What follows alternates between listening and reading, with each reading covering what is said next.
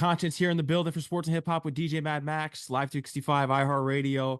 One of the nicest in the game. He's been doing it big for a long time. Kingston, Jamaica's own dancehall artist right here. Konshens with the brand new singles, Look Good, Shek It, available on all Yeah, platforms right now. yeah. Konshens, welcome to the show, man. How's everything going? What's up, my G? Wagwan? Everything's going good, man. Congratulations on all the success, the new singles. How are you feeling about the two new singles? I heard that you're currently on tour right now. It seems as though that 2024 is a big year for you. I'm actually not on tour. I just got back home. You Oh, know what you I just mean? got Get back ready. off tour. Yeah, man. I get ready to hit the road again, though. You know what I mean? We just come in, drop these singles, drop the videos, and the energy has been great. So I'm I just I could look tell. forward to just take on the road again. You know what I mean? Are you going to be hitting Brazil anytime soon? I know Brazil's been a Yo, dream place. bro, I've never been to Brazil, and there's no plans yet. But even if I just for the carnival, I need to experience that. I need to feel Brazil vibes. I know. Where's your favorite place to be in the States? Because I remember your first show was out in Queens, Armory Jamboree. Yeah, damn, that was years ago. I love New York for real though. Where show is concerned, I definitely love New York for real. But almost everywhere, everywhere have a huge Jamaican presence and then a huge African presence as well. So, it's always a good energy performing anywhere in America. But if I have to name one place in America, I can't be biased. I have to say New York for sure. How much of an influence did the New York hip hop scene play in your music growing up? Because I remember learning about you that you were watching all these things on MTV. You were very inspired. You were Yeah, inspired just about in every genre of music. And, yeah. MTV TRL was huge back in the day. So, how much of an influence did the old school New York hip hop play in your music? You know what? We can't speak on that without speaking on Sean Paul because I think even though we get the love for hip hop, and at the time we still buy CDs with DMX and even Tupac a little bit as some vintage thing and Biggie. But Sean Paul is really what got the eyes, get our eyes focusing on the MTV and the TRL because it was just around the same time Sean Paul was popping off and around the scene. So just being excited to see Sean Paul and Beyonce and to see, what I mean? And then we start feeding to every other thing that's being fed to us on these platforms, and we just fall in love with music on a global level at that point. Dutty Rock was a huge album when that came Woo! out. Phenomenal. Yeah, and then for somebody like me where just starting to go to New York now and then seeing the effect of reggae and dancehall music and the culture in a New York, it was just a big moment for me. 100%. And you've gotten the chance to work with Sean Paul, and you were even on Arsenio Yeah, Hall together. So, what was the first time that yeah. you guys met and just some of the conversations that you shared? I can't remember, but I really can't remember. But it's always a good energy. It's always a humble, low key energy with Sean. And just reach out to me and be like, yo, put a verse on this song. And I'm like, you, well, what am I gonna say? You're you, you know what I mean? And let's do it and fly go LA and do the Arsenio Hall, fly go Costa Rica, do a show, and that was it. That was a wrap. How do you feel about the current state of dancehall right now in 2024? That's always a tricky question for me because I'm excited about the direction of the young youth them. But I think for me, the distance between the nowadays cool music and the dancehall that sells is too wide. The gap. You know what I mean? So like when I was coming up, it was still cool to do old school dancehall music and to actually DJ and old school rhythms, and then we mix in our new energy and then we created something beautiful. I think now it's like not too cool for them to kind of dab into the old school. So once that gap closes up a little bit with the new energy and the new talent, I'm looking forward to something beautiful. I remember you speaking about because it really relates to just what's going on in the States, but how are things as far as when you look at the outlook of Jamaica and overseas? Because it's trendy music with being compared to artistic music. Do you feel as though back in Kingston, Jamaica, and overseas that it's more towards the artistic music? Because I feel like in the States, it's more towards what's trendy now. No, same thing with Jamaica. It's like Mm. this TikTok epidemic is that's taking American music over, global music over. It's the same thing in Jamaica and everywhere in the world. I see a few genres really benefiting from that shift. Like, Latin music and Afro music really take a boom in that. But I think the more artistic music and the more cultural and the more deep music take a big hit. You know what I mean? It's like you will get some dope moments and some dope some type of microwave song, but like the soul food song, the longevity song them and the longevity artists, that's where things get tricky because TikTok moments is like this and then on to the next. So I think that's what the biggest issue is right now. And someone that you've worked with, because it's not microwave at all. Rest in peace to Nipsey Hussle, Succa Proof. That was a Yeah, huge song that you guys did. yeah, Rest in peace off of Victory Lap. yeah, Kind of get into that story for the people that may not know about that, because you paid homage to him when he passed away and just really facts. recognized him for his independence and his greatness and just going against the people, just jealousy, because that's what it was in the end. Yo, who knows what it was in the end? I'm a little conspiracy theorist, so I don't want to get into what I think it was overall. But the worst part of the story for me is I never met him. You know what I mean? And even getting on the song, when them reached out to me to do a verse, I did not know who that was. You know what I mean? So and then Russian was like, "Yo, Nipsey, yeah, do it." And then, you know what I mean? So when I see that excitement, then I start digging into who the person is now and realize the character of Nipsey Hussle and the movement behind him and all the different things. And I'm like, yo, cool person. And we never get to meet. You know what I mean? So big up to Nipsey Hussle, rest in peace to him and his family. And it's just unfortunate. Rest in peace. And you've had many collaborations with hip hop artists, Rick Yeah. Ross, Big Belly. Yeah. Bully That's beef such a to a pun. Bentley. Bro, you know? Yeah, man, my journey crazy, man. Crazy, crazy. Yeah, Rick Ross. He's someone that could really transcend on any track, and one of the most. I would say, I don't know if you could consider him underrated, but he's, as far as voices, because I did mention this in one of my recent interviews, and they also collaborated with Rick Ross. Definitely one of the most polarizing voices. When you listen to his voice on a Yeah, for sure. track, it's For sure. powerful. And not many rappers come out and like the Caribbean and Africa and everybody rock with them like off top. You know what I mean? Like few rapper like 50 Cent and Wheezy and you know what I mean, them type of rapper that like DMX sing music that is not just in their own culture, like it cross cultures. Like what I said, dancehall music, cross cultures. Not many rappers do that just off top. Normally them celebrity status get them the global attention, but off the rip, Rick Ross topics was really heavy. Yeah. So yeah, man, you I, definitely I rock with Rick Ross in Jamaica Rick Ross definitely one of the top out here, and he transcends, as I said before. I know Drake. I remember the whole topics, everyone bringing him up in old stories with you. But there is someone else in Canada. Well, he's in California right now, and unfortunately, he's gone through a lot of issues. But Tory Lanez, he's someone that would interest me in Yeah, hearing a collaboration between you two.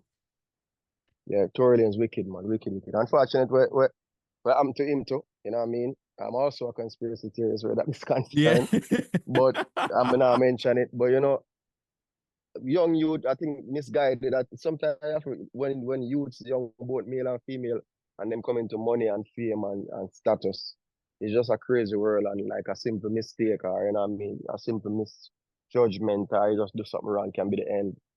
You know what I mean? So the youth them have to just make sure so them kind of really be careful with the steps that them take. You always got to be careful, especially when you're a For public sure, figure, bro. and, For and there's sure. two For public sure. figures. It's just there's a lot of ego involved there, and Right. those two can collide, and we saw what happened. Mm-hmm. It's unfortunate because I mean, he's releasing music. He's released some And fire they're music fire. from in there. It's Yeah. from being even in jail right now, and it's a shame that he's not out to be giving that to the world in a live experience and being in the studio how it was prior. But Right. hopefully he'll be out soon and things get resolved, and then hey, we could have a Conscience Tory Lanez track on the way. We actually have one in our den at the vault. I may never meet him yet either. Ooh. But so we'll see. Yeah, that would be. I can't wait. That's going to be really big. I Yeah. wanted to bring this up because I mean you've been doing it big. We're going to get into your history a little bit, but when Real got into Fast and Furious 9, because not only are you really doing it big on the music side, but you're in movies now. Once you get those music placements in movies, you're on a Mm-hmm. whole other level. So when did you find out that you were going to be featured in Fast and Furious 9? I don't remember, bro. To be honest, like I think we reach a stage. I don't have to say I'm unfazed, but it's like every some of these moves is just business now. You know what I mean? Until I'm on that screen, I play a role. Everything else is just business. You know, so you put yourself in the right situation, your songs get to the right ears, and you get in. That's what it is. And it was good to be featured on that in that fashion where it was a collaboration with some Latin artists and the mixing of. I like to represent dancehall music and cross cultures. But I love that. That's one of my favorite things to do. And I think I represented well. And then put it at like the ending of the video, at the ending of the movie. So that was a big look. But I can't remember the exact moment and the details of it. But I know there was a bag involved. And I'm happy. Of course, it's such a big Yeah, franchise. Is yeah. acting something that you want to do? Definitely, definitely, definitely. Man, I look for acting coaches right now. If you you see me, you seem like you know what I go on. So like from back in the days, I've always tried to incorporate some kind of acting in a video them and them thing there. And you know, it's just something where I think is naturally the next level for artists. Not every artist, so who knows if it's in there for me, but I definitely want it. You brought up DMX. He did it with Belly. See, and I tell you, man, now as well, all of them artists who I look up to and respect, that's the steps that they take next.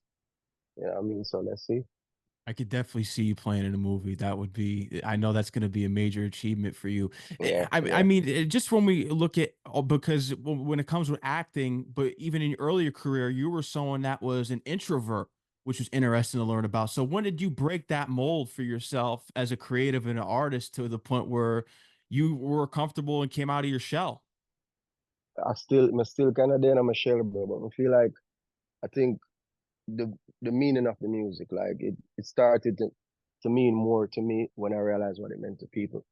Like you come into music, the first thing you encounter is the fame of it and the status of it and the money of it, and then you hopefully you naturally grow and your brain open up a little bit and you start to realize, so, yo, this thing mean more to that person than it does to you. And you know what I mean? Then I start bring people energy into my energy.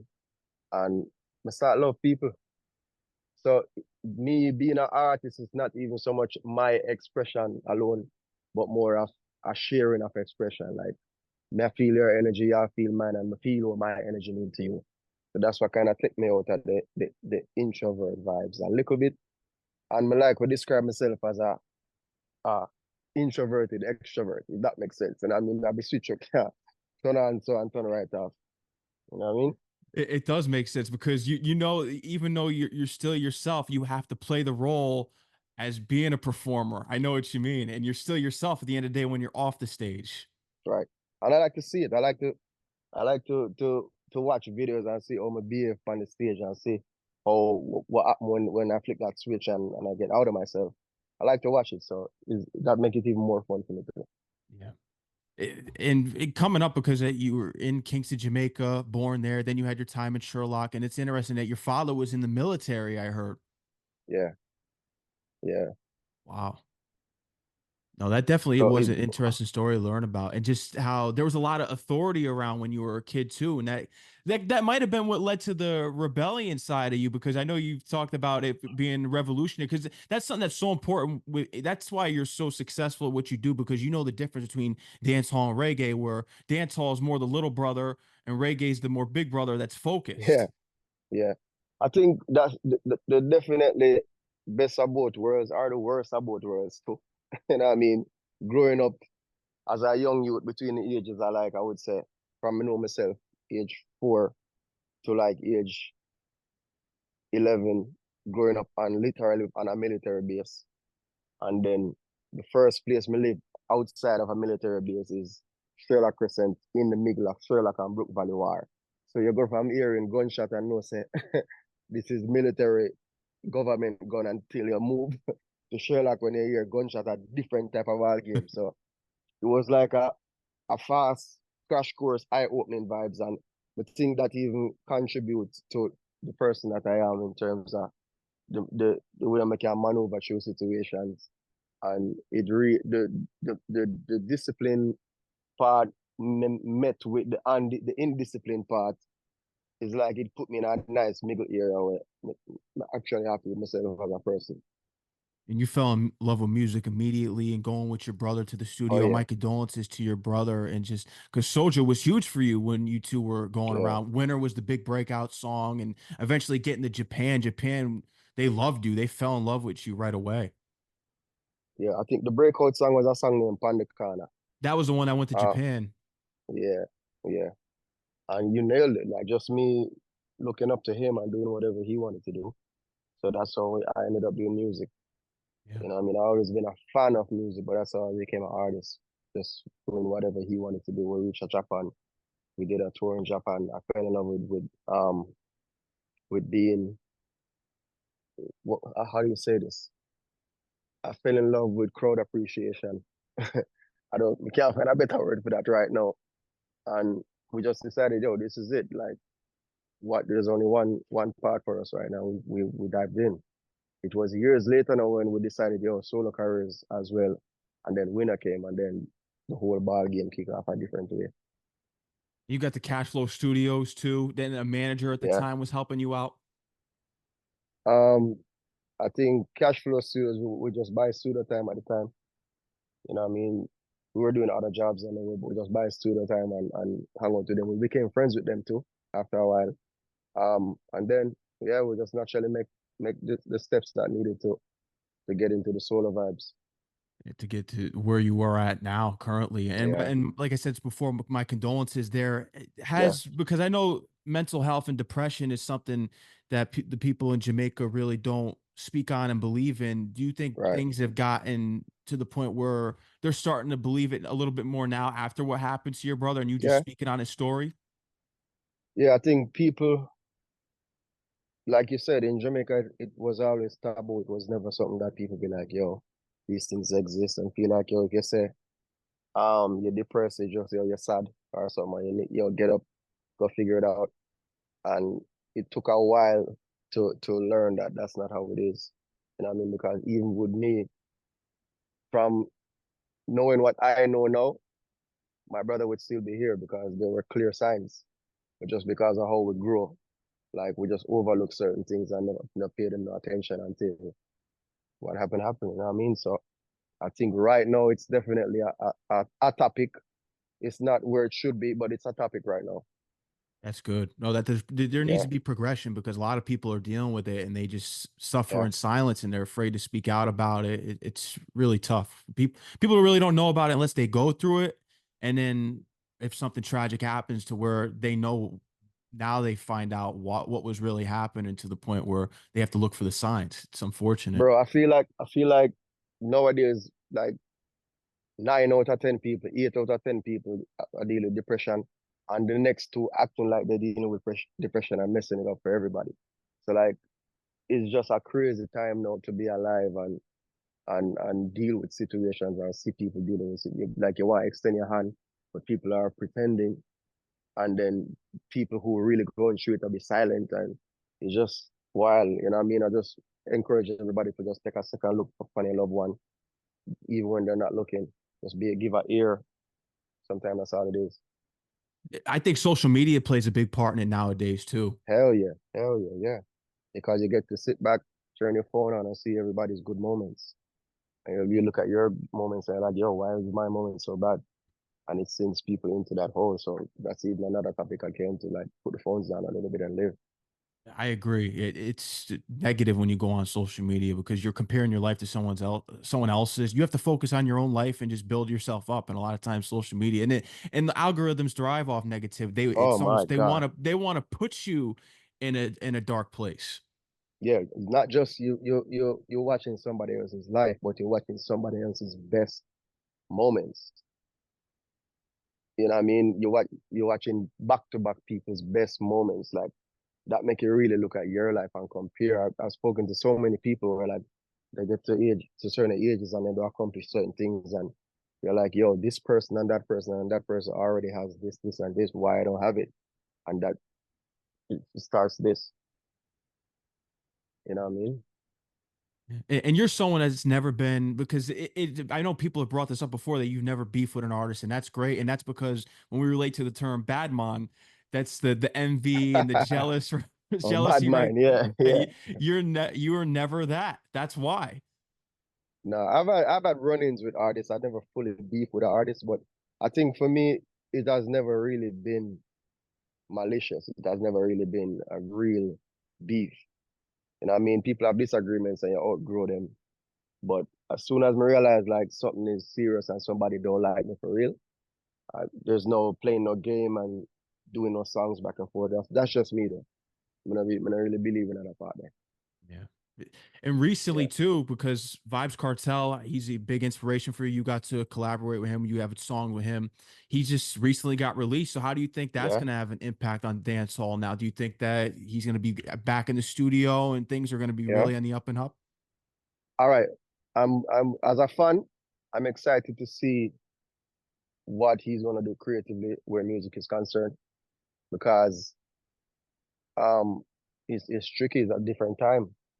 But him always proven to be next level. So I want to see what kind of impact he might have musically where new music is concerned. Definitely looking forward to the show or the shows or whatever, whichever it is, you know what I mean, as a fan. And yeah, just happy to see him out and about and with him family and all that vibe right now. I did see that. Another collaborator right there, and your name, Konshens, because Conscience gets mixed up, similar to Eminem song with Dr. Dre. You said that in Jamaica, it always gets mixed up, so you had to give it a different spelling for your Yeah, name. yeah. I forget the patois spelling, the Jamaican flavor, you know? Yeah. You always got to add the flavor in. There you When you go. look at just all the moments that you've had, because I remember right out of the pandemic, you were out there on the same stage pretty much with performing as Super Cat, and that's a legend in the game. And I Yeah, think Cranium was there as well. yeah, yeah. Yeah, that was the verses, and that was just a huge energy for dancehall music overall. So big up to who do it again? Timbaland and Swiss Beats. I think yeah, that was a good vibe to be on that stage and perform as a performer, and also to be backstage watching some legend perform as well as some new artists I love. You know what I mean? TG, Dexter Daps, Cranium. You know what I mean? Baby Sham as a legend where he actually come from the same community that I come from. It was just a great vibe, yo. A great vibe. And definitely what we needed coming out of a time when, pandemic where everybody locked in to be put in an arena right now with so much people. It really was like the pandemic is over moment for us. The pandemic was definitely a difficult time for you, and I Oh yeah, know with mental health, everyone was really going through it at that time. Not even just dealing with the pandemic, but with you because you addressed it. Red Rain was such an important album for you because it had to remind you of who you were as yourself and being yeah. appreciative. And then Right. that's And when it you dyed your hair red too for the first no, time. You lost no, a. no, no. My hair was always red. It was always But red, then and this yeah, was this because of a bet that you lost? yeah, Yeah. yeah, yeah, I read up man.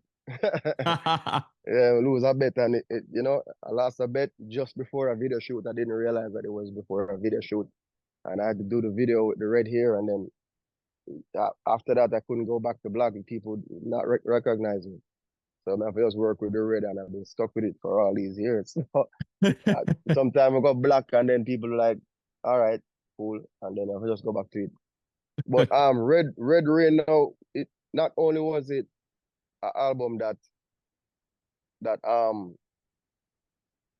it was an album that's very important to me, but it gave me an escape because I was locked down in Jamaica, and luckily I was locked down in my studio.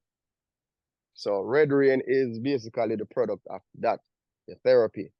You know what I mean? We did like 70 songs or something like that to pick to go up on the album. And if I didn't have that at that time, I'd be a different person today for sure.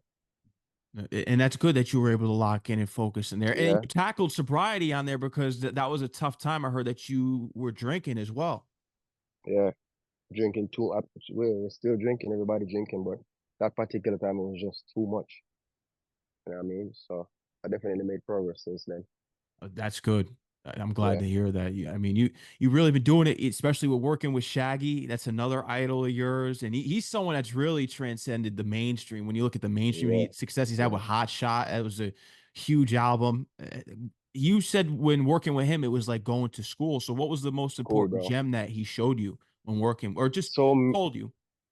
so many things, bro. I think Shaggy is not just a dope artist and a writer, but he's a wicked businessman in terms of how he maneuver through the industry, and he still have some traits that are just not me. Like he's a work the room type of man, and I don't think I'll ever be a work the room type of person. You know what I mean? But watching that, that's like artist school. You know, if you're a soccer coach and you're like, yo, you want to be a, a kid coming and says he wants to be a center forward, they want to show him Ronaldo, R9, because that's like the ideal center forward. If he's a point guard, you want to show him who you want to show him as a point guard, Isaiah Thomas. If he's a shooter, you want to show him Steph Curry to like study. Like I would show an artist Shaggy and say, this is how you be an artist. Wow. And that's the perfect artist right there to show Perfect because like you artist. said, you know how he knows how to maneuver. And what's Right. some of the things because I mean business wise, you got the brand ambassador with Pepsi back in 2014. So what are some of the things that you want to venture into more on the business side of things? Bro, I would never say those publicly. Never. Never. Ideas are gems right now. But Oh, there's some things that cook up, but I'm holding it like this. Like most outside of brand partnerships, back in the days from Pepsi, Moccasin Beer, Flow, um, so many over the years, my own shoe line over the years. Those are all public things where, they're already public. But some of these ideas moving forward in this internet stage, I'm not about to say those, man. no, you got to keep them to yourself. No, man, I will lamp on them there a little bit. So just look forward to a lot of business ventures, public business ventures. Yeah, mix them up with the music. Of course, I got to get into "Broke Off Your Back." That was such a huge song. Yeah, Do you ever? Because I mean, you got Chris Brown on the remix. He sent it through with yeah, the verse, and then you yeah. guys whipped up that remix there, and it's really just gone viral, become a sensation and an anthem for dancehall. When you look at it, do you ever look at it as far as you're living in the shadow of that track because people bring it up so much because it's such an anthem? Because with Shek It, and then you look at songs that you have off of Red Rain, I feel like you've surpassed it and people just they need to be more tapped in. I feel like Shek It is the new anthem for you. Bro, you know what? Sometimes, like, sometimes as an artist, you go in the studio and you try to make a hit, but it's not up to you, bro. Like, just be It's up to the creative and people. make a song. Because no matter which year, as soon as I drop a song, them compare to Broke Off Your Back. Before that, them compare to Gala Bubble and Stop Sign. So it's like the stars got to align. Even if a song sell more or a song do have more accolades next to it, it's always gonna be compared to that one because if you said to somebody in downtown Miami, yo, Konshens? No. Okay, listen to the song. Do you know this? Yes. So I'm always gonna be in the shadow of that song until you surpass it with another one. So it's all right. I see that. I'm telling you, I think Shek It is definitely one of the ones that could do it. When I turned it on immediately, I said, "Yeah, this is it." Yeah. Yeah. So a lot of people been saying that. I'm not gonna say nothing up to it. I love all my songs. I just want every one of them did be successful. Yeah. Because you do have the upcoming album on the way. So, what are some things that you can speak about? What we're going to be getting from you, even from us? Because you're someone that's lyrical in your music, and you always have a message about what's going Hmm. on in your life. So, what's the story? You don't want to give it fully away. But what are some things that No, you can speak you on know that. with the new album? I think Red Rain was kind of a looked over album. I agree. Um, and I kind of have some vengeance. Like more, I think Red Rain and It Feel Good before that were both masterpieces. It Feel Good got really big. Red Rain was overlooked. So I kind of have that little steam, that little chip up on my shoulder. So I want to create another masterpiece where it's not just what you expect from Konshens for the girl them alone. The diversity and just creating a project that in these times where people are really looking to do them type of project, people are do the microwave music. I want to put some in the microwave and then cook on the big stove so, and make a nice little piece, you know? Yeah. No, and I think you Yeah, know what you got here with this album, and just with the two yeah. new songs. I'm really in tune, and I'm really looking forward to seeing what the release is going to be. And this is coming out soon, or the end more towards the end of the year. Towards the end of the year, maybe the top of the year. Right now, even these two singles, uh, we, we, we, we, um, we chose these two particularly because we never want to give it the direction of the album. Listen to these two songs, they're like left and right. And I can tell you, if you want to judge the album, these two songs will not help you. Listening to these two songs, you can't tell the direction of the album or where it's going to go. And I'm excited about that. Yeah. Leave the people in mystery of what it's going to Which, be. and there you go. It's something that I do love about you is that you have come out in the past and said that the new generation isn't supposed to understand or get the older generation. Hip Hmm. hop, it's been a big thing to where there's a gap divide. Do you Yeah. believe that when we look that at least the newer generation should respect the elders? Because I mean that's just kind of the basic thing in society, but there's a lot of times in hip hop where the new generation just completely calls the old rappers dusty and washed up. And do you agree with that to the point where the new generation should show respect, even though they don't have to understand them? Well, this is my thing. Like, I can relate to what the new generation going through because I lived it and I understand. Like, there's no, a lot of these old heads like to scold, right? And how we grew up, you can't scold me if you don't show me so you love me. I don't know if that make any sense at all to you, but you can't just come at me aggressive and show me no love. If you show me love, then I'll open up for you to come to scold me and put me in my place. And not because you are who you are, that I have to listen to you. That was me, a young rebellious youth doing my own thing, and nobody can tell me nothing. And you know what I mean? So that's just it. I think older artists or older people need to approach young people like they were once young and in the same shoes. I think the approach in terms of giving the advice is a lot is what kind of turning off. Some of them just dark for real and don't care. But I've approached many young artists and them take it and take the advice, and I think it's just the way how you step in. And I mean, these is like a cobra in backed in a corner, like they're gonna attack. You get what I say? So come at them with some type of, I wouldn't say sympathy, but understanding, and you will get a better reaction at least 7 times out of 10. It always has to do with understanding. And I remember speaking about it because I always bring up the comparisons because it's all intertwined. Dancehall, reggae, hip hop, R&B. It's Mm-hmm. all intertwined. It all comes from the same creativity spot and origin story. Because I did bring it up to hip hop because the legends are always casted aside in the new generation in hip hop, but R&B, they're embraced. Now I want to bring it to the dancehall genre. Yeah. Do the younger generation, as far as, because you came up in the younger generation, and now with Mm-hmm. even new artists emerging, even just say this year, last year, is there that same space to where they don't pay homage to the legends in dancehall, or is it just all embraced? Because hip hop, when you look at the hip hop stations in the States, they don't play any old school records. Oh They're not wow. embraced. So how is it in the dancehall genre? Are the legends embraced? I think this is two different questions. Are they embraced from younger artists? Yes. I think once you show these young artists respect, them, I'm gonna show you back respect. And like they grew up on your music. I grew up on your music.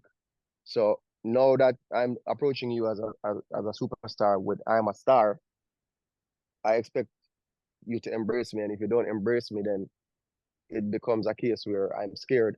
And when we're scared, it's never like this. It's like this. You know what I mean? This is how the youth them get scared, like attack. So for where the youth concerned, definitely the respect is there for all the artists. But where the music industry is concerned, definitely people music I get pushed to the side and be like, get out of here. This is not your time. Come on in. New thing. You know what I mean? And I think once again, like we started with this comment, like we need to close that gap between not just the old and the new, but the trendy and what's selling. Like close it up a little bit. It doesn't have all to be all the way like this, but close it up like everywhere around the world using old school dancehall music, from reggaeton to subgenres in Africa to Afrobeat. They're all using old school, except dancehall music, which is trap hall music now, not really dabbling into old school dancehall. And it's kind of crazy when you think about it. It is. It really is. And I think you're going to Yeah, be, you've been doing it. You transcended with acts. I mentioned Rick Ross. You're doing it, closing the gap within the genres, hip hop, R&B, Chris yeah, Brown. You're doing it. And you got a lot to achieve here. So when we look at everything that you reflect, because you're someone that reflects a lot, and just me reading about your interviews and just someone who's really just conscious, it goes with your name, of course. But what's been the highlight moment for you in your career this far? damn, there's so many highlight moments. You know what? The highest point in my career turned out to be the lowest point in my life. So I'm kind of cancel out that moment and just move forward. You know what I mean? Mm.